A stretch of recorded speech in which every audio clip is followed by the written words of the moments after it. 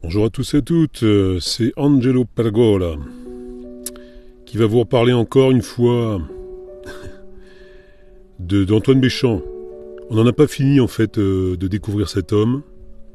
Il y a toujours des petites choses à préciser, à dire. Ça concerne les maladies infectieuses.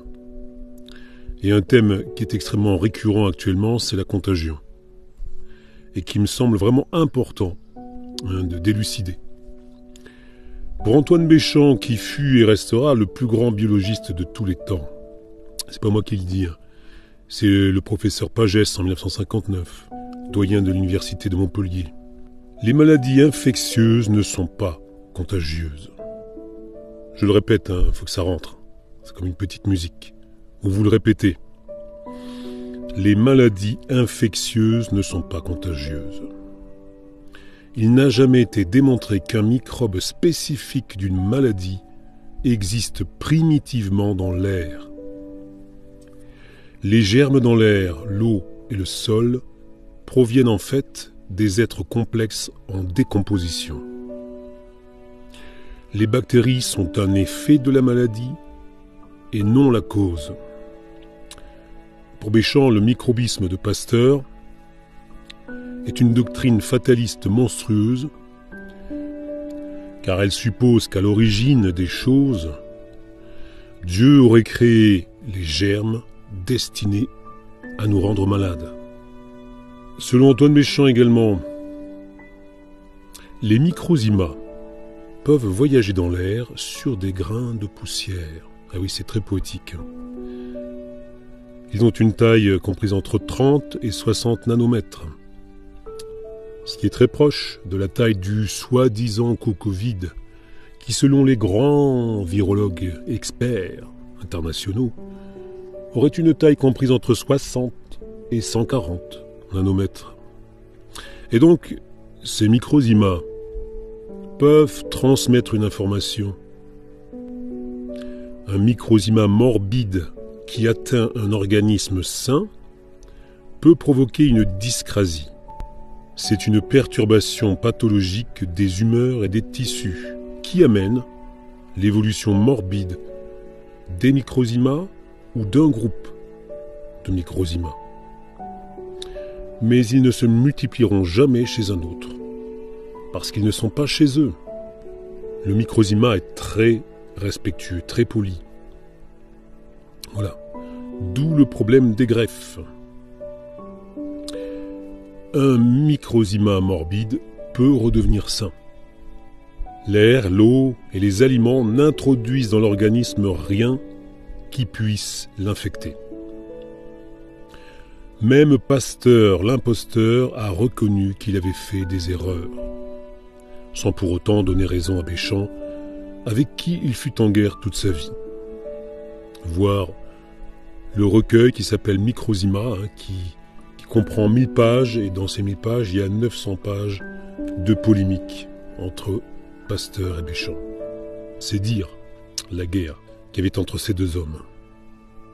Donc, s'il y a contagion, ce n'est pas du tout comme la médecine officielle nous le présente. Vous savez, la méchante bestiole qui veut vous sadiquer. Ça, c'est du Goldorak à la portée de n'importe qui, à la portée d'un gamin, qui est extrêmement facile à conceptualiser pour la grande majorité de la masse, on va dire. Ne soyons pas péjoratifs. C'est la réalité. C'est effectivement ce qu'on nous a appris sur les bancs de l'école, mais c'est également aussi parce que c'est très facile à se représenter que ça fonctionne. Le vivant est infiniment plus subtil que cela. Et surtout, ce qui est très important de retenir, c'est qu'il n'y a pas de guerre au sein du vivant. Et donc, je le répète à longueur de commentaires dans les vidéos que je vois un peu partout sur Internet, il faut sortir de cette conception belliqueuse que nous avons, cette représentation guerrière que nous avons du vivant. Ça ne fonctionne pas de cette manière.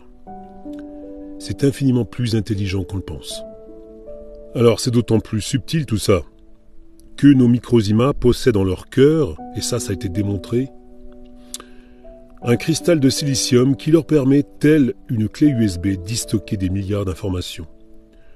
On doit cette découverte, bien sûr, à l'observation des microzymas par microscopie électronique. Si le microzyma possède en son cœur un cristal de silicium, c'est qu'ils sont sensibles également aux ondes. Et ça, c'est un problème, puisque nous sommes dans un environnement de plus en plus pollué électromagnétiquement. Je ne vous apprends rien. Et notamment, nos petits microzymas sont extrêmement sensibles à la Wi-Fi, et pour ne citer qu'elle, la 5G, qui perturbent leur fonctionnement et peuvent les rendre morbides, voire toxiques. Il faut savoir, à propos de Wi-Fi, que les nouvelles générations de box sont en 6 GHz au lieu de 2,4. 2,4 GHz, ça correspond déjà à la fréquence de la molécule d'eau. Or, on sait qu'au sein de nos microzymas ont lieu également toutes sortes de réactions.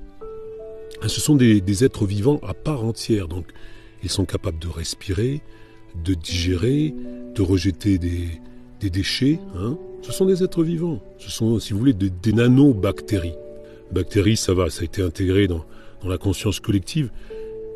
Donc, on peut comprendre que le 60 GHz, en tout cas, ça c'est certain, c'est une certitude, ça va interférer sur les phénomènes de respiration qui ont lieu au cœur du microzyma. Vous comprenez ça? Alors, les microzymas sont également spécifiques à un individu donné et même à un organe donné. Donc, sous l'effet d'une perturbation d'origine électromagnétique et ou, c'est très important, psychosomatique. Exemple, peur, angoisse, sidération, stress, tout type en fait d'environnement psychosomatique négatif. La liste n'est pas exhaustive.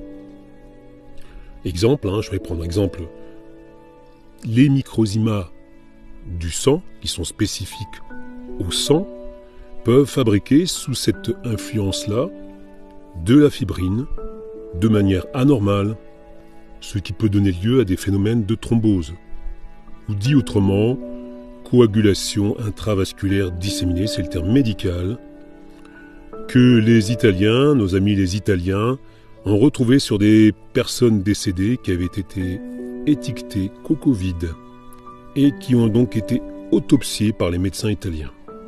Réaction adaptative à une situation de stress cellulaire, notamment, et pas que, microzymienne, devenue intolérable pour l'organisme. Maintenant, je reprends les propos textos d'Alain Scoï, qui est membre, je vous le rappelle, du CIRAB, c'est-à-dire le Centre international de recherche Antoine Béchamp, voire le congrès Orbs, et donc qui est un pote à Cédric Manu. Que dit Alain Scoï? Les virus n'existent pas. Ça, c'est formel. C'est formel. Et sont une pure invention des pseudo-scientifiques qui ont bâti la religion médicale moderne. C'est véritablement une religion, le virus. Les bactéries, comme les cellules, n'ont pas de vie propre et sont des constructions plus ou moins complexes de nos microzymas pour guérir ou pour vivre mieux. Même la membrane cytoplasmique de la cellule, c'est un agencement, ce sont des juxtapositions de microzymas. Moi-même, j'ai dû remettre beaucoup de choses en question sur ce qu'on m'avait appris à la fac. Vous voyez, ce que nous apprend, ce que nous dit la médecine officielle, est basé sur de fausses croyances, de fausses représentations du vivant. Ce qui est pris pour des virus sont soit nos propres microzymas, mais je pense qu'on ne peut pas les confondre du fait du mouvement brownien, soit des petites bactéries construites par nos propres microzymas pour guérir tel ou tel problème. Voilà, j'en ai fini. Il me semblait important d'insister sur ces points-là.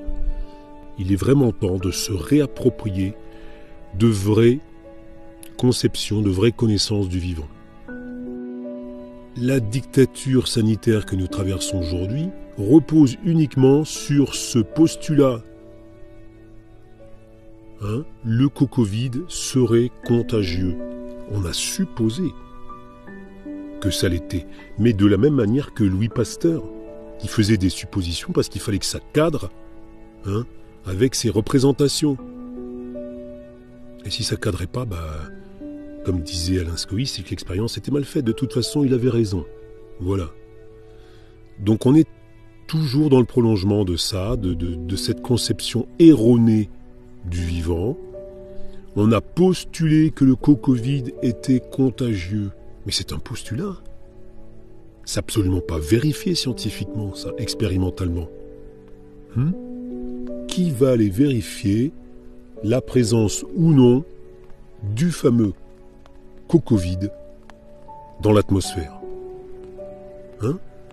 Qui? Réfléchissez à ça, c'est extrêmement important. Voilà, j'en ai fini. Je vous remercie sincèrement pour votre écoute attentive. À une prochaine fois, peut-être encore avec les Microzima, c'est vraiment mon dada. Ciao.